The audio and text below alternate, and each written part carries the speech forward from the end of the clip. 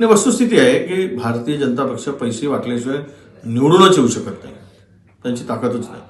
केवळ पैशाच्या भरोश्यावर आता हे राजकारण करत आहे. लोकांमध्ये लोकांना ट्रोल करणं, नेत्यांना ट्रोल करणं. आता आजकाल काय चाललं आहे बघा, काय मित्रपक्ष कसले राहिले.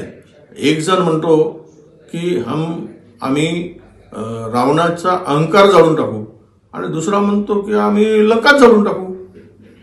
यावरून काय म्हणायचं?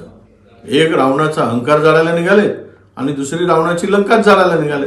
नांदा सौख्य भरे असं म्हणायची पाळी आली आहे. आनंदानं नांदा, पण एकमेकाला लंका जाळून नांदा. आम्ही बघू. विषय असा आहे की जे आरोप प्रत्यारोप केले जात आहेत आणि सत्तेमध्ये एकत्र राहून सत्तेची मलाई मात्र एकत्र खायची आणि हे जे काही सत्ता स्थानिक निवडणुकामध्ये एकमेकाशी भांडायचं, तर यावरून मला असं वाटतं की हे काही आता भविष्यातील एकमेकाचे दीर्घकाळ टिकणारे साथीदार नाही.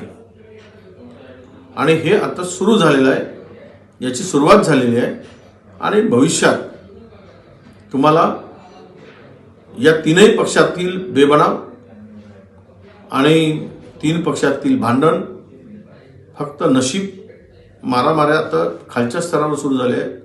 उद्या कॅबिनेटमध्ये मारामारी होऊ नये अशी आमची ईश्वराला प्रार्थना आहे.